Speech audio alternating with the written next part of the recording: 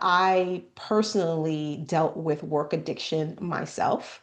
I think one of the things that people don't necessarily always understand is we will hear people say, oh, I'm a work addict or I'm a workaholic. That's usually what they say, I'm a workaholic. And it's bragging rights for them, right? And when people say that, they are usually meaning that they work long hours. They work long hours. So if your typical work hours in your country is 35 or 40 hours a week, someone who says they're a workaholic will be working 60, 70, 80 hours a week. But they say that without recognizing that working long hours is just working long hours. That's not necessarily the meaning that you are truly addicted to work.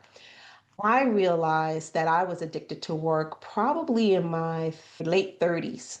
And I realized that I was addicted to work. Yes, I was working very long hours, but there are other indications of being a workaholic, right? Truly being addicted to work that people don't necessarily know. And so if someone's listening to this right now and they're like, hey, I wonder if I'm a workaholic, I would ask you to think about being compulsive about work, meaning that even when you want to stop working, you don't, right? So it means, yes, you're working long hours. You're probably working double what your job actually requires of you.